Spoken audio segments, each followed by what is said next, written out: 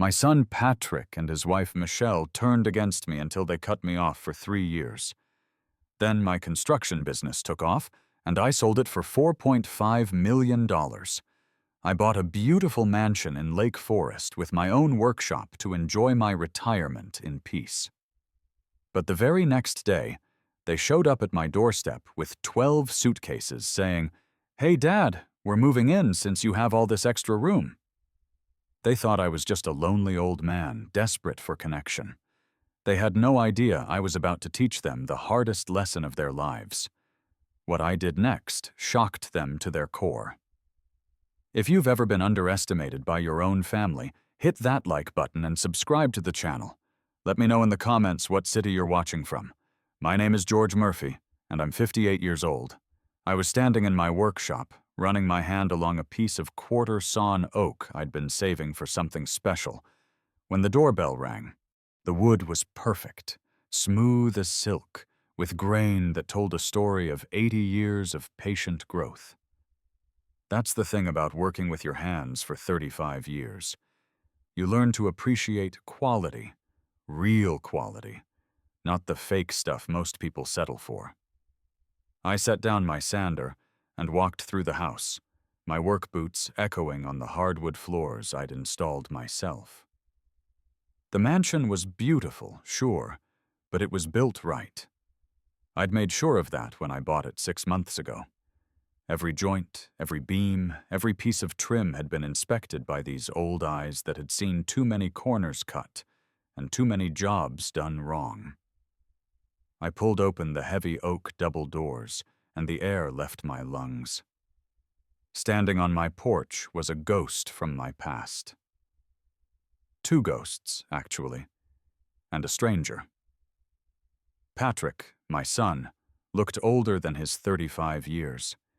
His face was gaunt, his eyes darting around like a man who owed money to dangerous people. Next to him stood Michelle, my daughter-in-law, the woman who had single-handedly destroyed my family.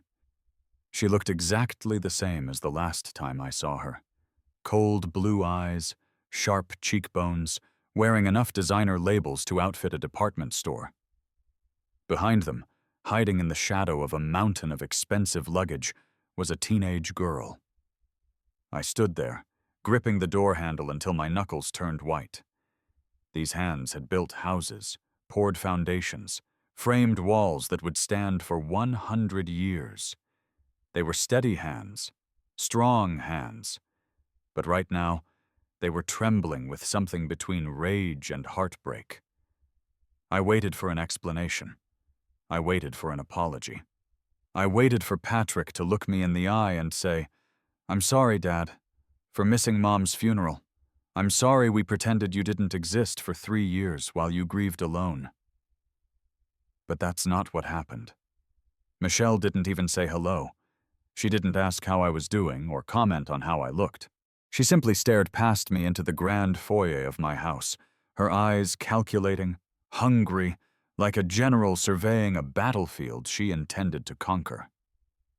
"Well," she said, stepping forward and brushing past me as if I were nothing more than a doorman, "you certainly hid this well, George. I must say I'm impressed. This place is huge. It definitely has enough room for all of us." The sheer audacity of it hit me like a sledgehammer to the chest. I was too stunned to move for a second. They hadn't spoken to me since the day I buried my wife, Susan. And now here she was, walking into my $850,000 sanctuary like she owned the deed, like the last 3 years of silence and abandonment had never happened. I stepped in front of her, blocking the path to the living room. My 6'2" frame filled the doorway. "Hold on," I said, my voice coming out like gravel poured from a cement mixer. "You're not coming in here. Get your bags and get off my property." Michelle stopped. She turned to look at me with a smirk that made my blood pressure spike.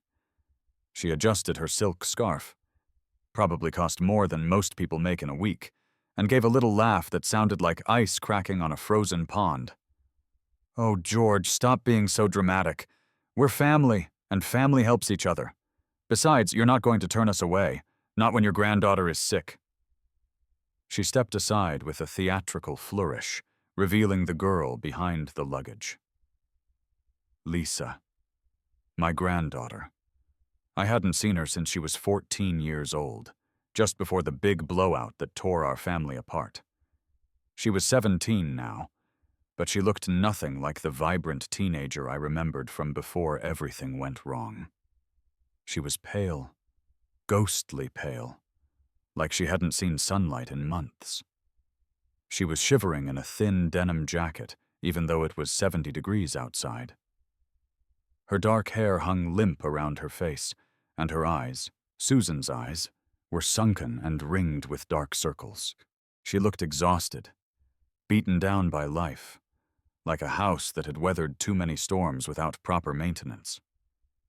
When she saw me looking at her, she took a small step forward. "Grandpa," she whispered, her voice barely audible over the sound of traffic on the distant main road. That single word hit me harder than any sledgehammer I'd ever swung. It cut through 3 years of anger and abandonment like a hot knife through butter. This was Susan's granddaughter, my granddaughter, and she was clearly in trouble. I looked at Patrick. He was avoiding my gaze, staring at his expensive shoes, shifting his weight from foot to foot like he needed to use the bathroom. He was dragging a massive suitcase up my front steps, the wheels scratching against the stone I'd personally selected and installed. "What's wrong with her?" I asked, my voice harder than the concrete I'd poured for 35 years. "She's just tired," Michelle said quickly, waving her manicured hand dismissively. "Just a little bug she picked up. She needs a warm bed and some good food. You're not going to leave your own flesh and blood out in the cold, are you, George? Even you aren't that heartless." It was a trap. I knew it was a trap the same way I knew when a foundation wasn't level, or when a contractor was trying to sell me inferior materials. I could see the manipulation in Michelle's eyes, the way she positioned Lisa between us like a human shield. She knew I was a hard man, had to be, to survive in construction for 35 years. But she also knew I had a soft spot for kids. She was betting everything on my decency overriding my anger. And damn her, it was working. I looked at Lisa again. She swayed slightly on her feet like a building with a compromised foundation. She looked like she was about to collapse. I stepped back from the doorway. "Bring her in," I said, the words tasting like sawdust in my mouth. "But just her. You two can wait in the car while I figure out what's going on." "Oh, Dad," Patrick said, rushing past me with his head down, muttering a quick, "Hi, Dad," that sounded more like an apology than a greeting. He dragged 3 massive suitcases into my foyer, the wheels leaving black marks on the marble I'd spent weeks selecting. I watched them invade my space like termites finding fresh wood. The smell of Michelle's overpowering perfume instantly drowned out the scent of wood stain and sawdust that had become my comfort over the past 6 months. The peace I had felt just 10 minutes ago, working on that beautiful piece of oak, was completely shattered. Michelle was already making herself at home, walking through my living room like she was conducting a real estate appraisal. She ran her fingers along the back of my Italian leather sofa, a piece I'd saved for 2 years to buy after Susan passed. She picked up the crystal whiskey decanter from my bar cart, holding it up to the light. "Nice," she said, her voice dripping with fake appreciation. "Real crystal? You must have been saving those construction pennies for a long time, George. Did you finally learn how to invest, or did one of your rich clients leave you something in their will?" The condescension in her voice made my jaw clench. Here I was, a man who had built Murphy Construction from nothing, started with a beat-up pickup truck and a toolbox, built it into a company that employed 47 people at its peak. And she was talking to me like I was some lucky fool who'd stumbled into money. I closed the front door. The heavy oak thud echoed through the house like a judge's gavel. I turned to face them, all 3 of them standing in my foyer like they belonged there. "You have 30 minutes, I said, my voice calm, but carrying the kind of authority that comes from 35 years of running job sites. Michelle spun around, her eyebrows raised in mock surprise. "Excuse me?" "You have 30 minutes," I repeated, checking the Rolex Submariner on my wrist, a gift I'd bought myself when I landed the Morrison Hospital contract 5 years ago. 30 minutes to explain why I shouldn't call the police and have you removed from my property. 30 minutes to explain where you've been for the past 3 years while I buried my wife and learned to live alone.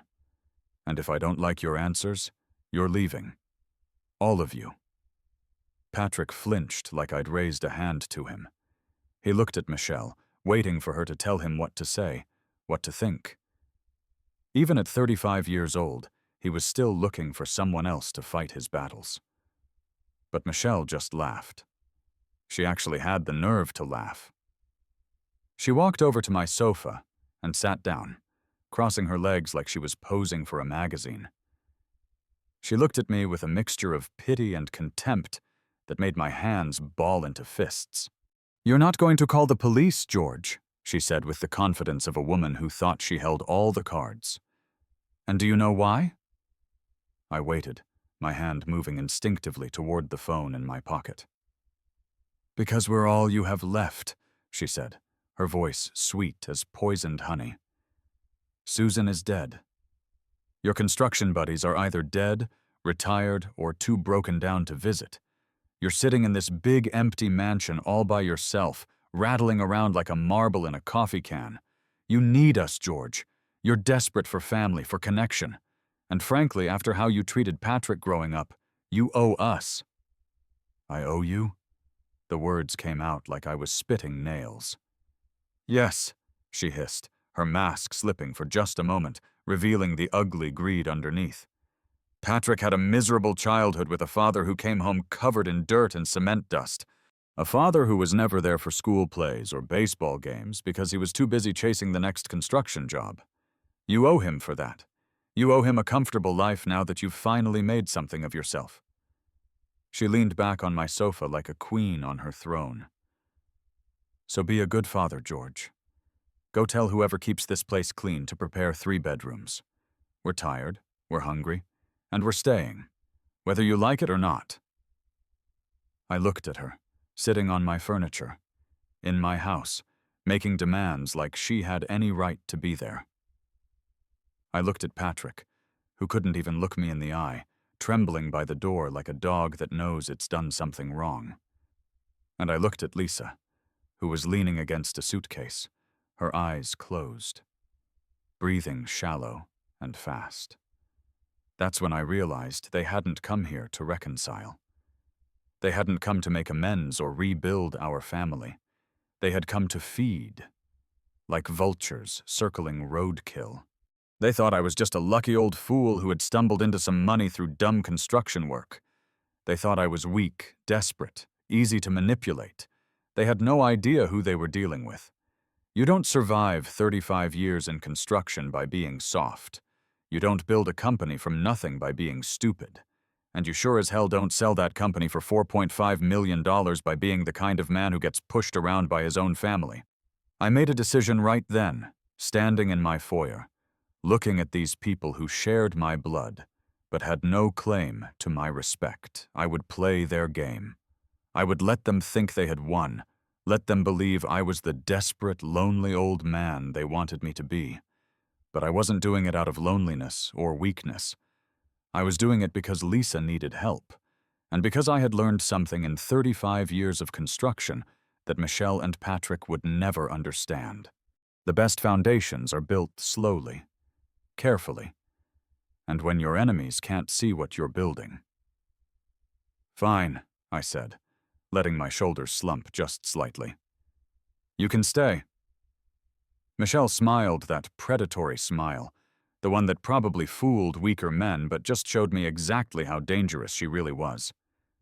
"I knew you'd see reason, Dad," she said, already planning her victory. But as I walked toward the kitchen to start their little charade, I was already planning something else entirely. Something they would never see coming until it was too late. That night, I lay in my bed, listening to the sounds of strangers in my house. The hardwood floors that I'd personally selected and installed creaked under their footsteps as they moved around, exploring what they thought would soon be theirs. I could hear Michelle's voice carrying down the hallway, that sharp, entitled tone that cut through the walls like a circular saw through plywood. "The old man is losing it," she whispered to Patrick, but not quiet enough. "Did you see how his hands were shaking when he signed us in?" "He's weak, Patrick. Weaker than I expected. Give me a week, just 1 week, and I'll have him eating out of our hands. We'll get power of attorney, maybe even get him declared incompetent. This house and whatever money he's hiding will be ours before Christmas." I stared at the ceiling, my hands resting behind my head. My hands weren't shaking. They were as steady as they'd been for 35 years, steady enough to thread a bolt through a steel beam 30 stories up, steady enough to guide a crane operator placing a 5-ton concrete slab. They were construction hands, reliable, strong, precise. They wanted a week. Fine. I'd give them their week, but it would be the longest week of their miserable lives. For the first time in 3 years, I smiled in the darkness. Not a happy smile, a cold, calculating smile. The kind of smile that comes when you've figured out exactly how to solve a problem that's been eating at you. The next morning, I was up at 5:30 a.m., same as always. 35 years of construction work had trained my body to wake up before the sun, ready to beat the traffic and get to the job site early. Old habits die hard, and frankly, I didn't want them to. I made my way to the kitchen and found Michelle already there, dressed in a silk robe that probably cost more than most people's monthly mortgage payment. She was pointing a manicured finger at Mrs. Karen, my housekeeper, who looked like she was about to burst into tears. Mrs. Karen had been with me for 2 years, ever since I bought the house. She was a sweet woman in her early 60s, a widow like me, who took genuine pride in keeping the place clean and organized. She understood that this house wasn't just a showpiece. It was my sanctuary, the place where I'd learned to live without Susan. "We're starving over here," Michelle was saying, her voice sharp enough to cut glass. "I don't care if you usually just make coffee and toast for George. We need a proper breakfast. Eggs Benedict, fresh fruit, bacon, the works. And make it fast. We're not paying you to stand around looking confused." I looked at the kitchen table. It was already loaded down with enough food to feed a construction crew. Pastries from the expensive bakery downtown. Fresh fruit that must have cost $50. Orange juice, coffee, bagels with cream cheese. Mrs. Karen had clearly been working since dawn, trying to satisfy Michelle's demands. "Mrs. Karen," I said, walking over and placing a gentle hand on her shoulder. "Why don't you take a break? Go ahead and start on the guest bathrooms. I'll handle things here." She looked up at me gratefully, her eyes red-rimmed from stress. "Thank you, Mr. Murphy," she whispered, then hurried out of the kitchen like she was escaping a burning building. I turned to face Michelle, who was now sitting at my breakfast table like she owned the place, sipping coffee from my best china. "You treat people with respect in this house, Michelle," I said, my voice carrying the same authority I'd used to manage construction sites for 3 decades. "Mrs. Karen is a good woman trying to do her job. She's not your personal slave." Michelle looked up from her coffee with that condescending smirk I was beginning to hate. "Please, George, you're too soft. That's why you spent your whole life working with your hands instead of making real money. You don't know how to demand excellence. If you're going to live like this—" She gestured around the kitchen with its granite countertops and professional-grade appliances. "You need to learn how to manage staff properly." I poured myself black coffee, the same way I'd been drinking it since I was 20 years old and working my first construction job. "You know," I said, leaning against the counter, "that old oak tree in the backyard has been making some noise in the wind. Maybe I should take a look at it today."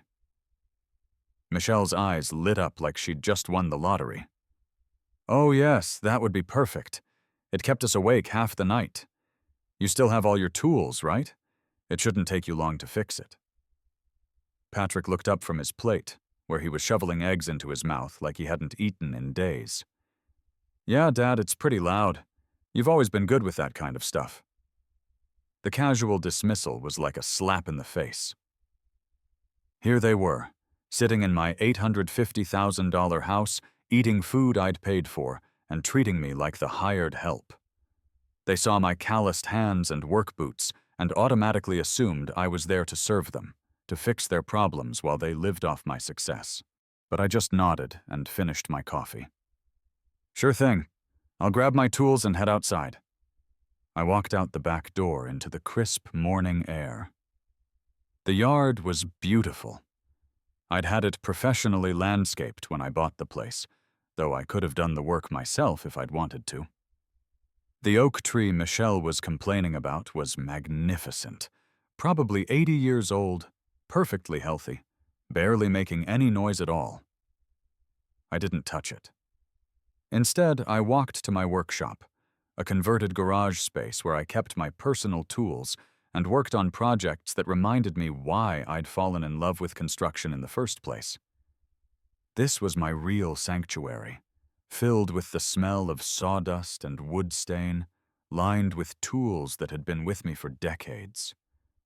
I pulled out my phone and dialed a number I knew by heart. Marcus answered on the second ring.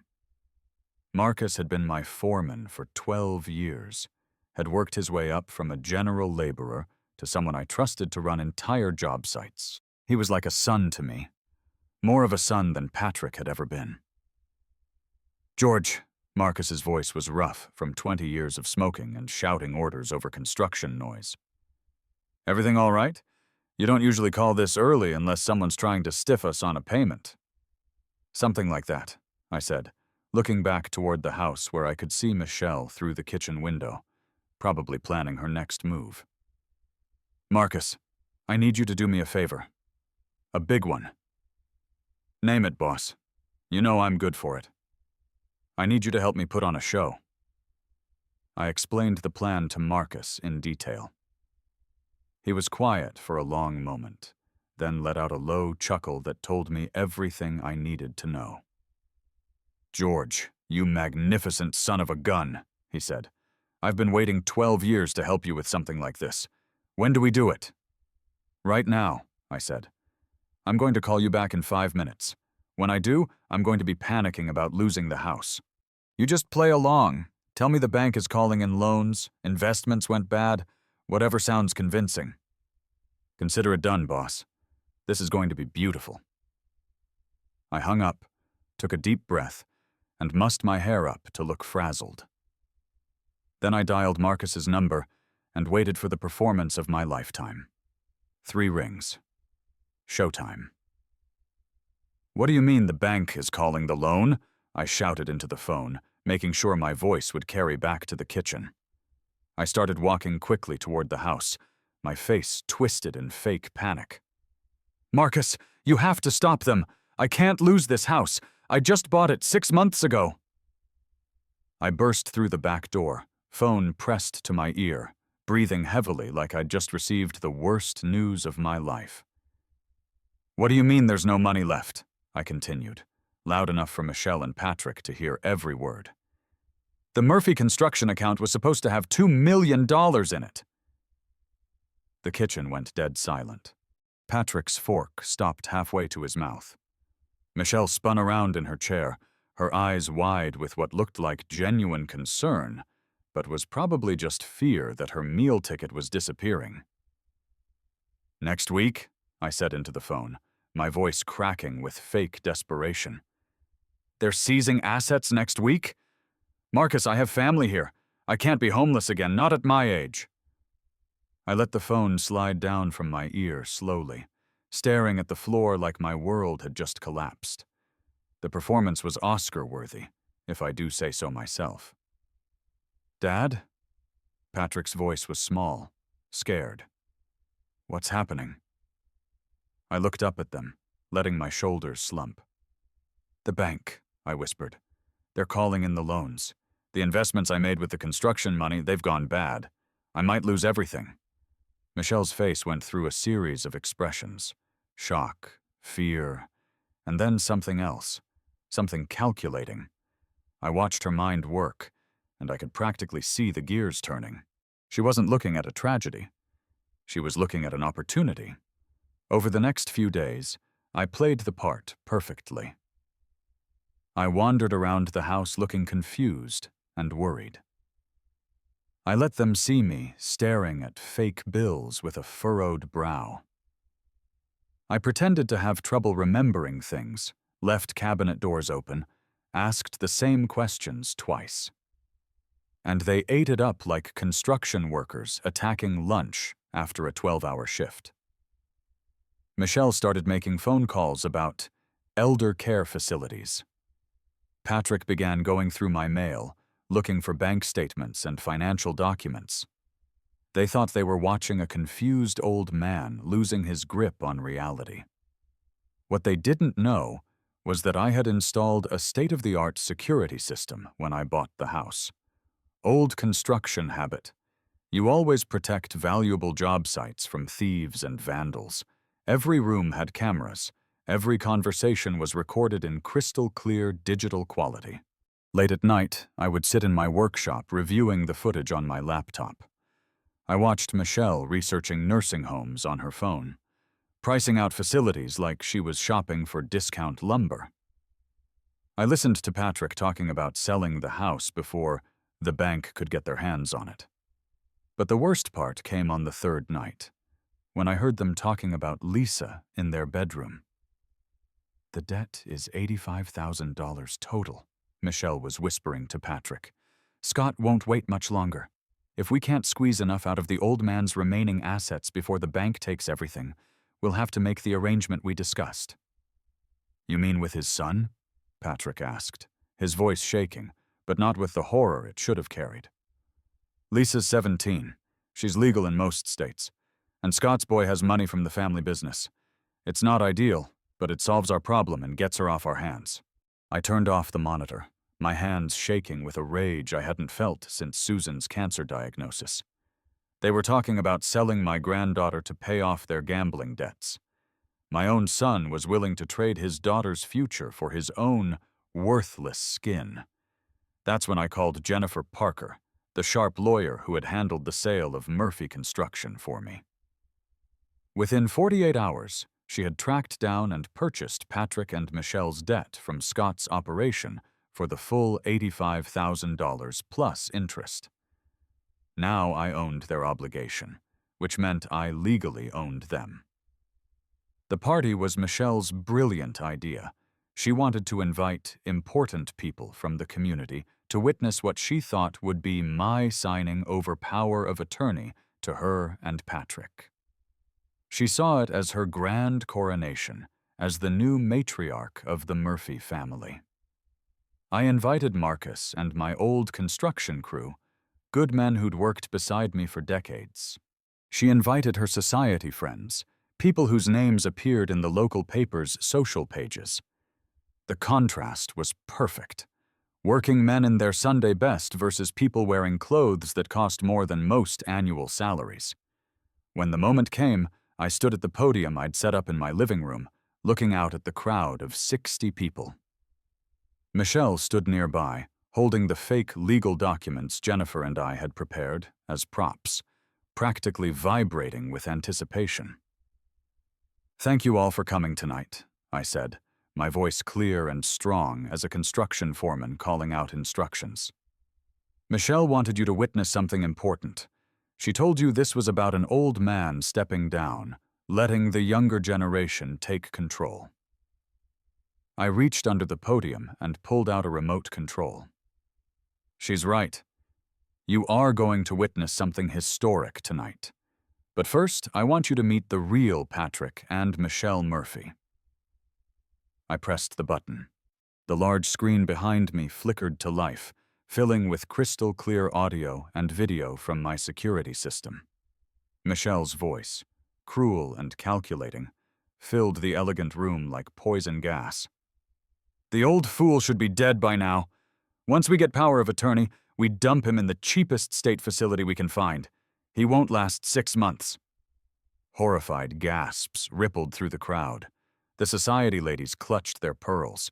Even my construction guys, who'd heard everything over the years, looked genuinely shocked. But the video wasn't finished. The worst part came next. Their conversation about selling Lisa to Scott's son. When the screen went black, you could have heard a pin drop on carpet. Michelle's face had gone white as fresh primer paint. Patrick looked like he wanted to crawl into the foundation and disappear. I straightened to my full 6'2" height, letting the confused old man act drop completely. When I spoke, my voice carried the authority of 35 years managing construction sites and difficult people. Ladies and gentlemen, meet the real legacy of Patrick and Michelle Murphy. I pulled out the Murphy Construction sale document showing $4.5 million. I'm not broke, I'm not confused, and I'm definitely not a victim. I held up the debt purchase agreement Jennifer had prepared. I now legally own your $85,000 debt to Scott. Here's my final offer. Sign over full custody of Lisa to me, leave Illinois forever, and never contact us again. Do this, and I'll forgive the debt. Refuse, and I'll have you both arrested tonight for conspiracy to commit elder abuse and human trafficking. Patrick signed the custody papers so fast he nearly tore them. Michelle followed, her hands shaking with impotent rage and the dawning realization that she'd been completely outplayed. "Now get out of my house," I said simply. They left that night under police escort, taking nothing but the clothes on their backs and a hard lesson about underestimating people who build things for a living. As the last guest departed and my house grew blessedly quiet, I found Lisa in my workshop. She was running her small fingers along the grain of the oak board I'd been working on the day this whole nightmare began. "Grandpa," she said softly, "what happens now?" I picked up a piece of fine sandpaper and placed it gently in her hands. "Now we build something together," I said. "Something real, something that'll last longer than we will. You ever want to learn carpentry?" She looked up at me with Susan's eyes and smiled, the first genuine smile I'd seen from her since she'd walked through my door. "Yeah, Grandpa, I'd really like that." If you enjoyed this story, hit that like button and subscribe to the channel. Let me know in the comments. Did Patrick and Michelle get exactly what they deserved? Until next time, remember this. Blood makes you related, but loyalty makes you family. And when someone shows you who they really are, believe them the first time, then build your walls accordingly.